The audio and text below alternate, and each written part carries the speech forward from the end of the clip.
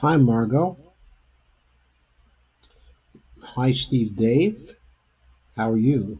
And good afternoon from your perspective, Margot. Yes, your beautiful perspective in Hawaii.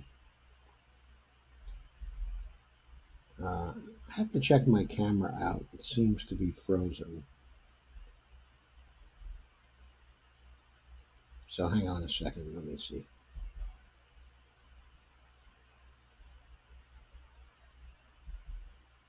Nope, seems to be fine now. I am on the wrong page though, so I didn't intend for this to be a new macromedia broadcast, but a Center for the Public Purpose broadcast. So here we are at the Center for the Public Purpose. And this live stream is going to be about the relationship of the universal basic income to dystopia. Okay, and this is going to be in the context, okay, of Andrew Yang's proposal to have a universal basic income. Before I really start in, though, I'd like you to tell me whether my sound is all right or whether there's an echo.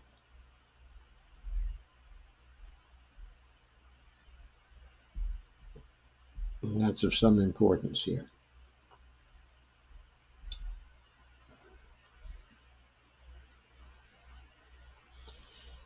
So please let me know.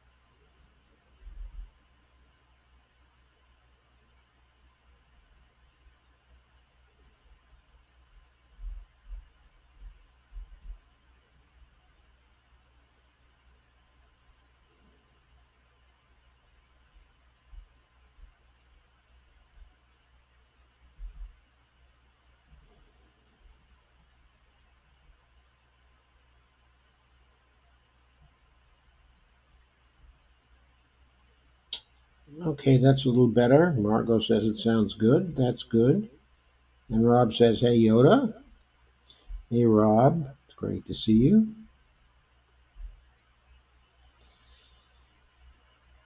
Okay, so let's get started. In order to do that, I'm going to shift to the article by Katie Johnstone that I'm going to be discussing here. Okay. So hang on a second.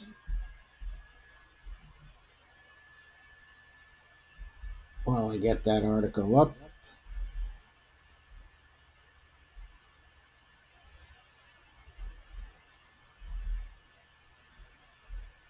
There we are.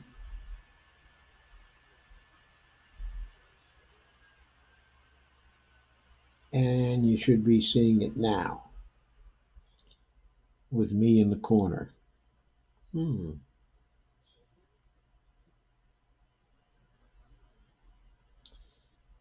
Seems like everything's all right. So thank you very much. So here we go. So Katie starts off with reference to Yang's idea, the freedom dividend paid for by a value-added tax on business. Of course, that idea of a value-added tax, that's immediately, okay, a regressive tax because the tax is passed on to consumers. Anyway, right now, the present state of it is it gives every American over the age of 18 an unconditional 1,000 a month to help to offset the looming crisis, okay, of automation.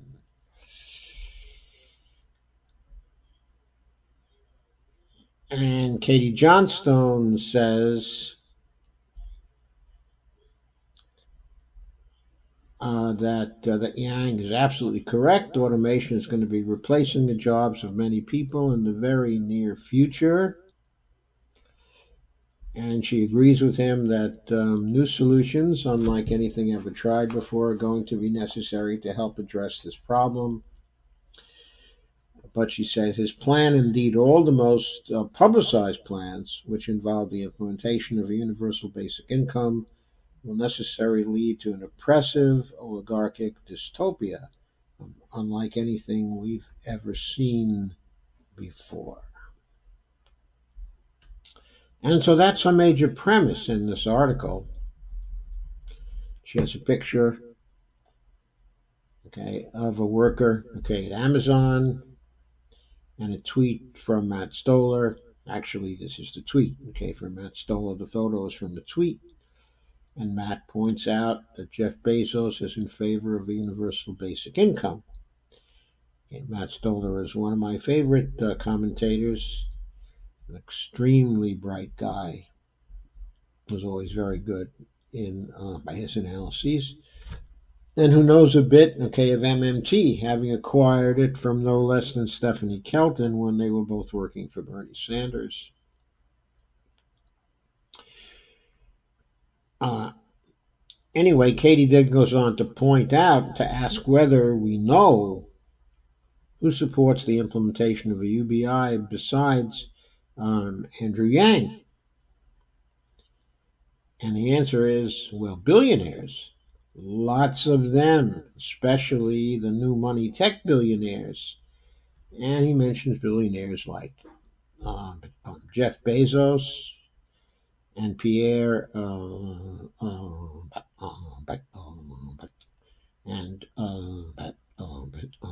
Pierre okay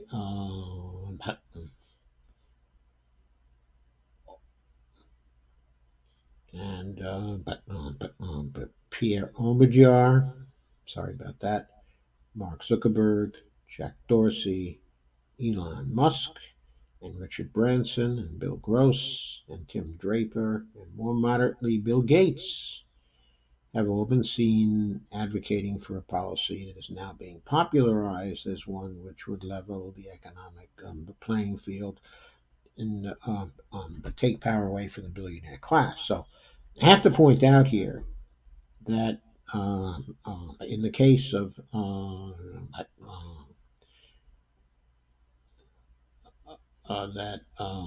in the case of Mr. Omidyar, that he is the founder of The Intercept. And most of the journalists at The Intercept who have written on this subject don't seem to be particularly favorable to the UBI, but instead appear to be much more favorable to the job guarantee, okay, than the UBI. And so most of what you'll read on this subject in The Intercept, again, seems to favor the job guarantee.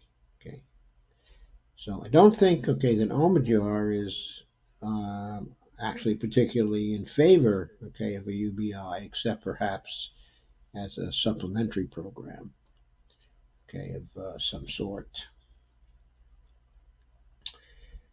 But anyway, Katie Johnston asks the question now, why would that be?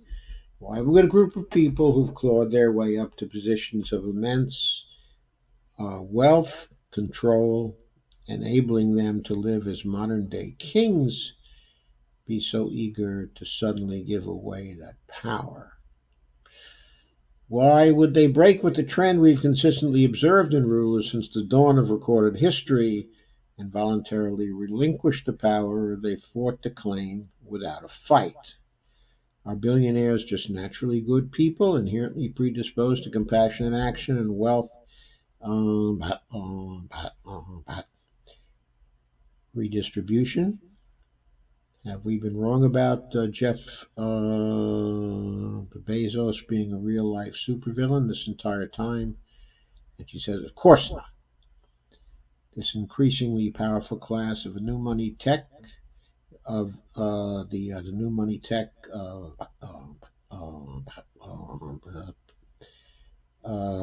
the plutocrats are not pushing to give power away; they're pushing to secure more.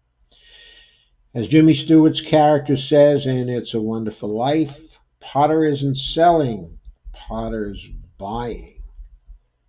And then she has a little clip there from It's a Wonderful Life with Jimmy Stewart saying, Potter's not selling, Potter's buying.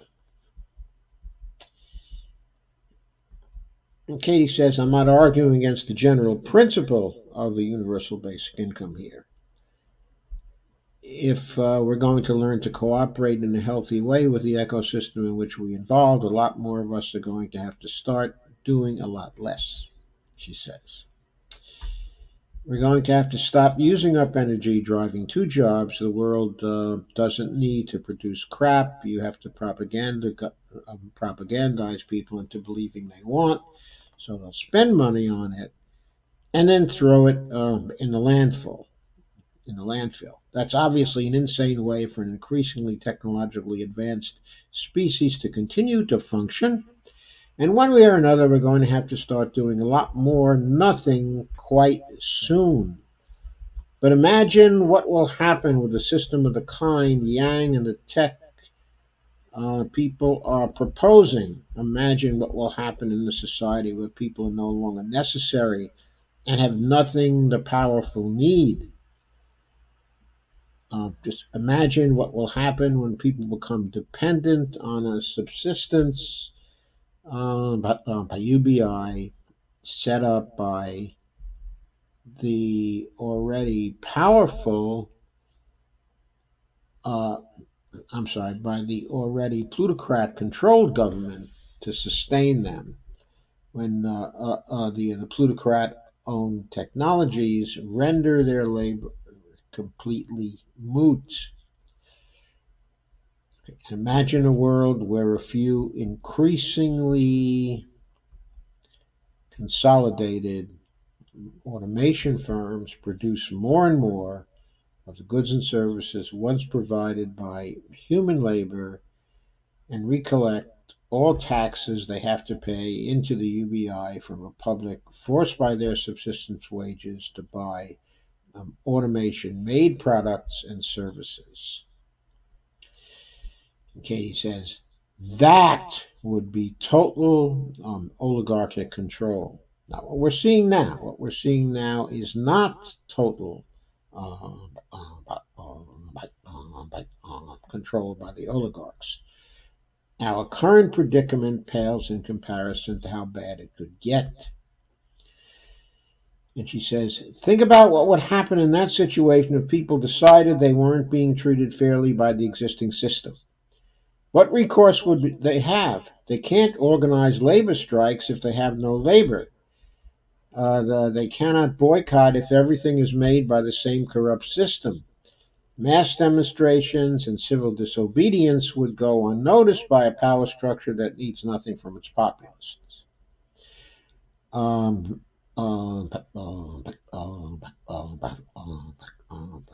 Violent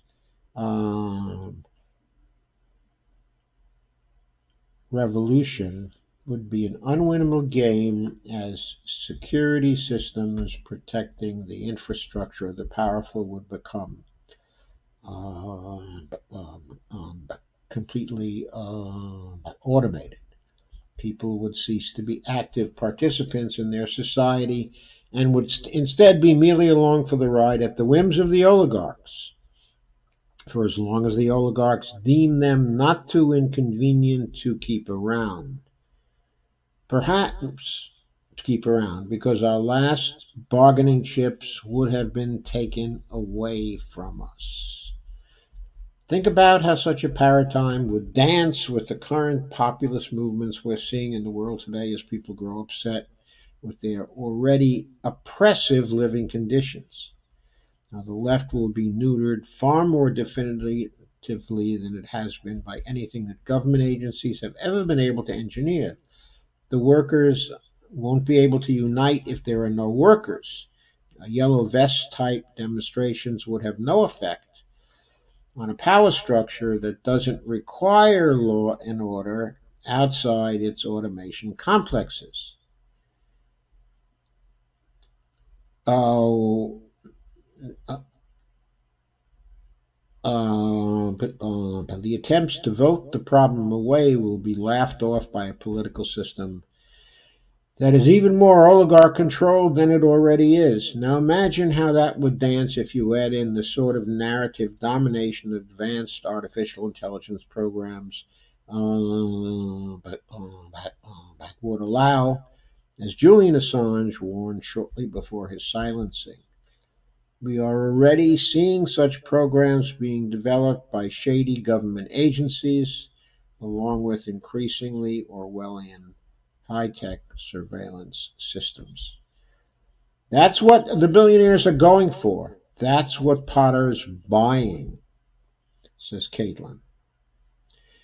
Now, the rich and powerful have always feared two things: death and the public, because both of those things can take away everything they've stolen. Our current rulers, the billionaire class, are currently working on unlocking the secret of immortality in a number of creepy ways. And they're working on addressing the problem of the public in the way I just described. Someday, Jeff Bezos and his ilk hope to become the first rulers in history who get to rule without the threat of losing it all to death or to a revolution. Now, the solution, obviously, is to stop this before it happens, because if it's allowed to happen, it will be far too late to do anything about it. People are going to have to wake out of the propaganda matrix and take power away from the billionaire class, and that has to necessarily include taking control of automation technologies. Artificial intelligence and automation are far too consequential for their future to be determined by a few billionaires who are only billionaires because they can think like a machine better than other people can. Humanity's future must be guided by the collective wisdom of all human beings in the service of humankind, not by binary minded tech wizards in the service of corporate profit margins. And she goes on to say, okay, that a universal basic income could work under a very different system. But the one thing, all the most popular UBI automation models that are being promoted by the billionaire class and by Andrew Yang have in common is that none of them seek to fundamentally change the system which enables the plutocrats to shore up more and more power and control for themselves. They all seek to maintain the status quo and plunge it further into an oligarch dominated dystopia. And she says, this should be rejected. And so it should. But the issue is how.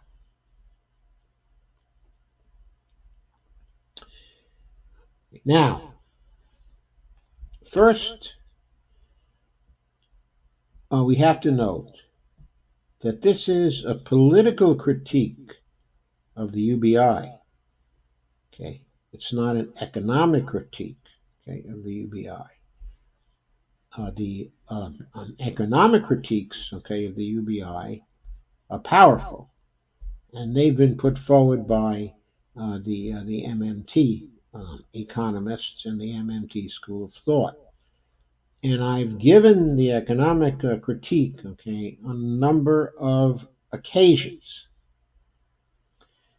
So there is plenty of reason to oppose the UBI of Yang on those grounds.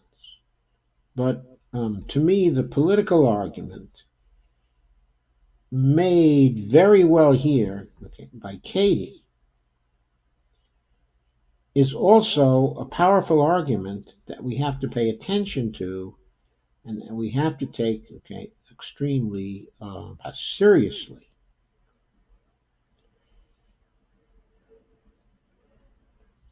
If we fall for the UBI type of idea that leaves us dependent on a basic income and dependent on a political system that in turn can be subverted by the oligarchs to serve only them and to have us at the mercy, completely at the mercy of the UBI, whose level they choose to set without any significant amount of input from us. We would truly be made then the virtual slaves of the oligarchs. And we cannot have that happen. So Katie says, we have to reject it. But how do we continue to be active participants in our society? In fact, how do we wake up and become even more active participants in our society? Obviously, that is necessary. Why is it necessary? Because the problem of oligarchy didn't start with the idea of a basic income. The problem of oligarchy is a problem that goes back to the time before we had any formal types of organizations. And when formal organizations came into vogue, it was quickly pointed out during the first decades of the 20th century that there was an iron law of oligarchy. That even when formal organizations such as governments were founded in a democratic way, that the tendency towards these organizations being ruled by an oligarchy, a small oligarchy, was irresistible in these organizations. And since that time,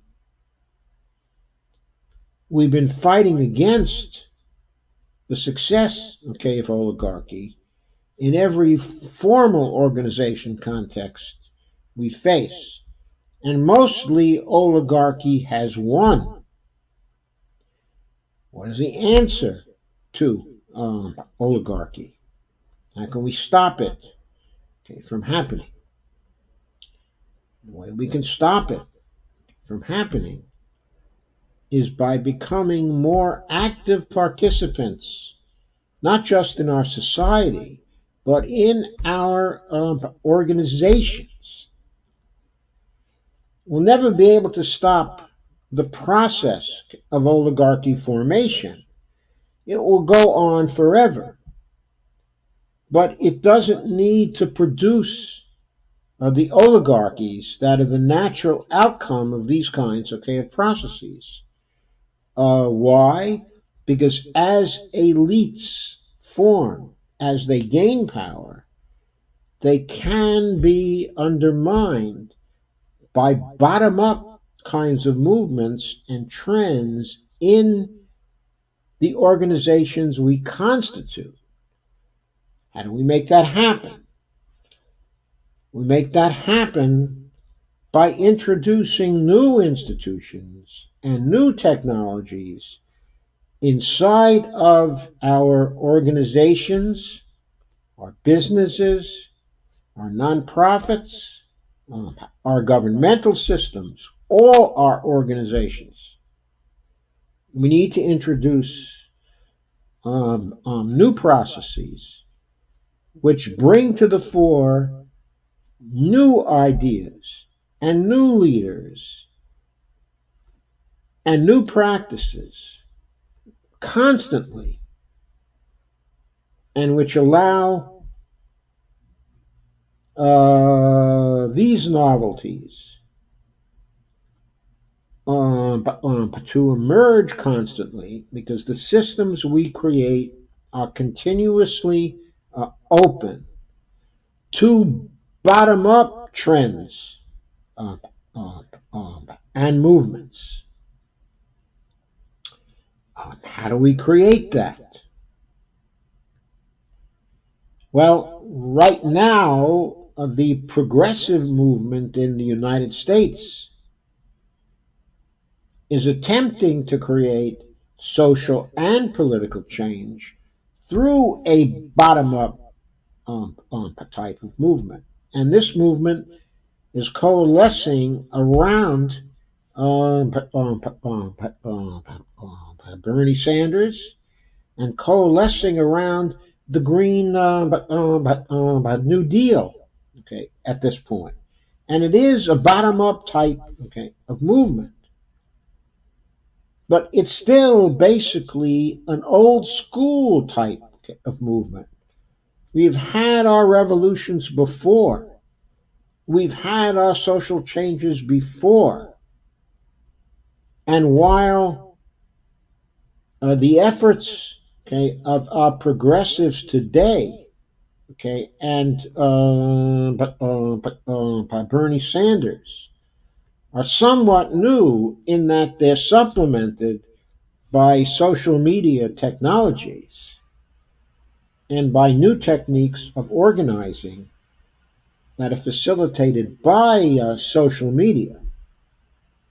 The new systems are not sufficiently rationalized yet to, first of all, be impervious to undermining from the elites that these systems themselves empower. Okay? And they're also not sufficiently rationalized yet to create the kinds of movements that are continuously generated from the bottom up in our political systems and in our societies. So, what we have to do is to create some new systems, partly social and partly technological, that essentially fuse the two and that continuously create new spaces for change through which people will be able to self organize. We need this to be done on a continuous basis. But for now, and I don't mean to go through this in detail from now. I've done some other streams that talk about possible IT technologies that can help us with this. But apart from that, in the present context, what we certainly do not need is to have to have a UBI that would be available to everyone, okay, in our society, and that would make everyone dependent on the $1,000 a month or some other small quantity which the plutocrats in our society would be willing to support for now without actually changing the underlying system. And that's basically what Yang is attempting to offer us. So yes, we have to reject that, and instead of supporting such a UBI, what we should be supporting is a job guarantee supplemented by a BI,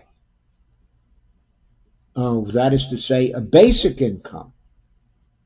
That is not a universal basic income. That is means tested, and that is wealth tested. Now, the basic income advocates will often tell you that uh,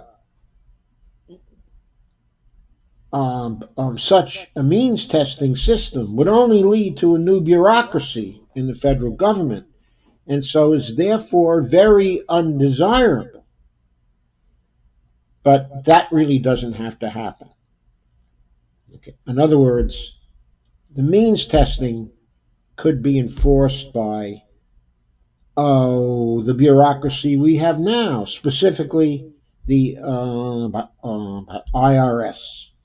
It could see to it that people above either a certain level of income or a certain level, okay, of wealth would not be eligible for a basic income, even if they wanted one. And we could also see to it, okay, that a basic income would not be open to people who were also working or engaged, okay, in business pursuits that actually led them to an income or to a level of wealth which was higher than the boundaries set by the means testing program. So, what I'm envisioning, okay, or proposing is a job guarantee program at a living wage and a BI program for those who can't work, including who cannot fit into the job guarantee system or the market based system, okay, or the government employment system, uh, and who therefore would be dependent on the BI for subsistence. And I want to set the BI at 2/3 of the level of a living wage, okay, in this particular system. I also want to see to it that the job guarantee program, which is going to pay a living wage again, with also fringe benefits that are as good as those in the private sector, that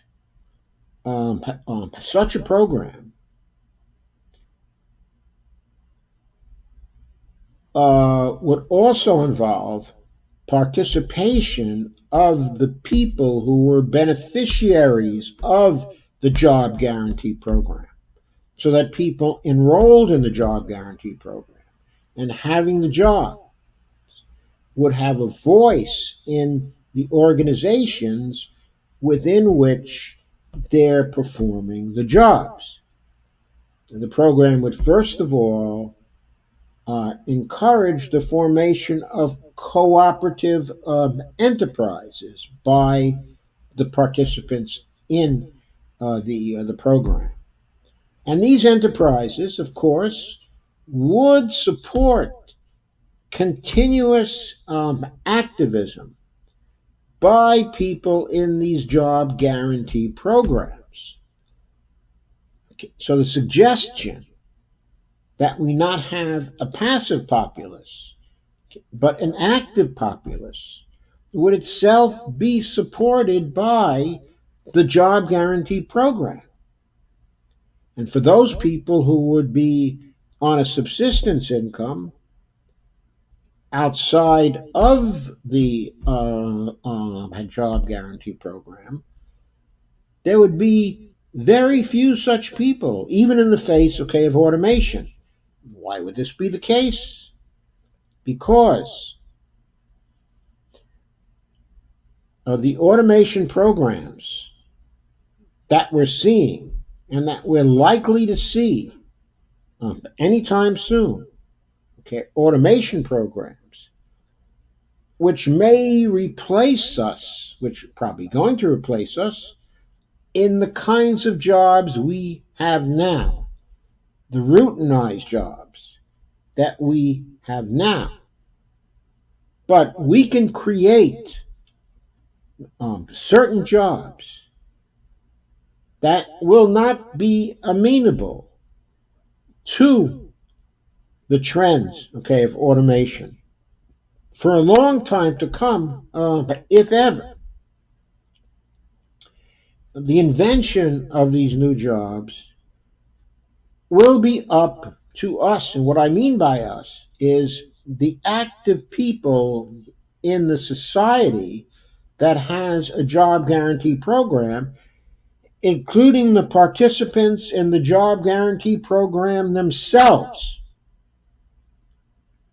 These people will be able to invent, will be able to think up jobs that produce social value that cannot be delivered by a workforce that is full, okay, of robots, that is full, okay, of AIs. The AIs will be able to do all sorts of things we cannot even conceive now of what the AIs in the near future are going to be able to do. But we can be pretty confident that we can think of new things that will have to be done that are beyond the AIs of the time. The reason why I think that is because I think that we will be able to invent these new jobs that require a human touch, and new jobs that will require human creativity that is beyond the boundaries of artificial intelligence, okay, at this time. So I think that's the way to get around, okay, the automation problem. It's not through a UBI. It is through new technologies that support the continuous generation, okay, of bottom up change in our society. And it's also through the adoption of a it's also through the adoption of a combined JG, okay, and BI program that will be inhabited by and serviced by participating workers who will be running cooperatives. That's the kind of system that we need. That's the kind of system that is going to accomplish what Katie Johnstone says has to happen. Specifically, that is going to accomplish rejecting the UBI, okay, of Yang and any possible successor to that. Huh? Oh, okay. Bonnie's telling me to sit up, so I am sitting up. I also want to do a second stream tonight, so I'll briefly consider some comments and then I'm going to move to my second stream, which I think hopefully can be quite short. So let me go to your comments now. Oh, Carol Chapital has joined. Hi, Carol. How are you? Great to see you here. And Sharon Anthony Connors. Hi, Sharon Anthony. Very nice to see you. My daughter Devora is here, and Kenneth Brown is also here, and Randy Hedgebeth is here. And Russ Gorman is here. Susan Eldridge is here. Steve Gonzo is here. And Rob says, Caitlin is okay. She lost a lot of pints because she blew off MMT, talking to the Rise Up movement, okay, in Australia, not being open to MMT and not talking to Bill Mitchell. Yeah, I know. But basically, Caitlin is still somebody who matters, who sometimes thinks, okay, extremely well, and who has some good ideas to offer, and who is eloquent. She is eloquent, and that's important as well. She writes beautifully, and that's what we have to keep in mind. So, any other comments or questions?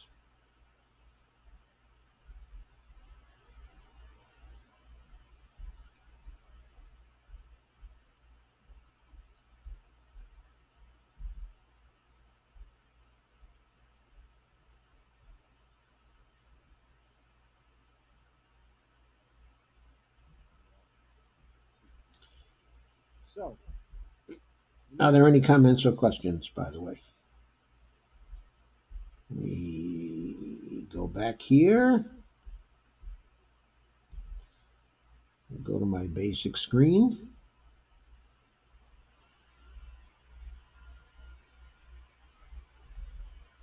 Any further comments or questions?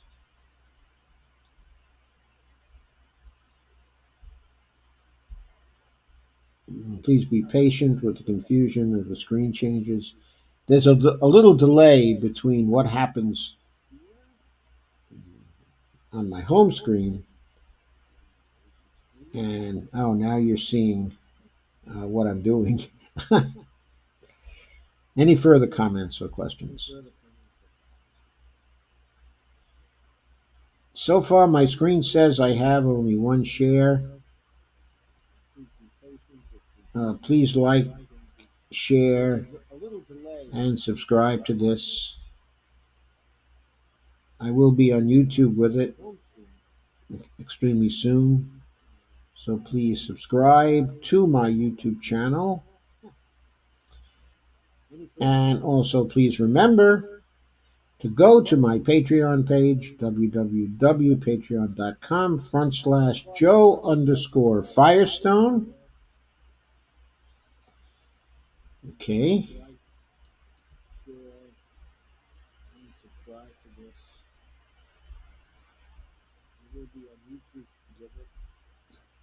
And anyway, this is a last call for comments. As I said, I want to do another stream tonight. So I want to start that in just a few minutes. Sharon says sorry she came late, so she's not sure what I discussed. I discussed a piece by Katie Johnstone, Sharon Anthony.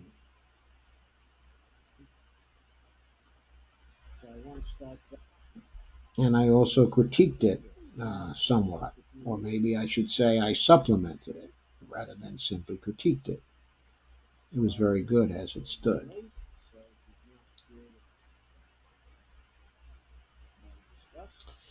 Anyway,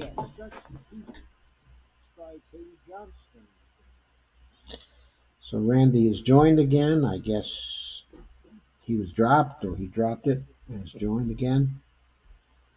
So as I said, I'm about to sign off. Oh, you don't know Katie Johnstone?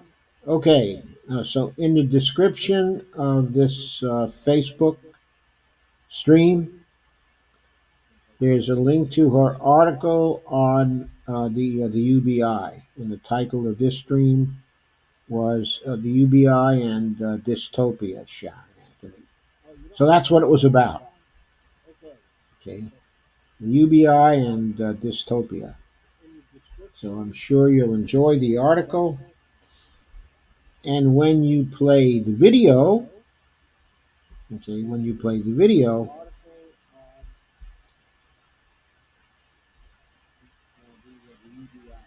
you'll see what I want to do beyond what she wants to do.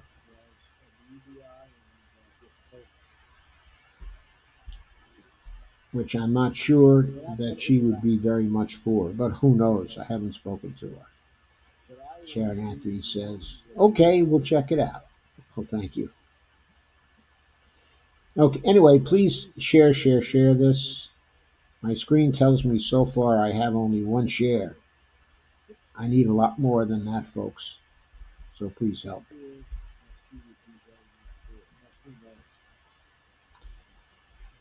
Anyway, for now, I'm going to say goodbye, and I'll be back in a few minutes with my second stream of the night, which will be on the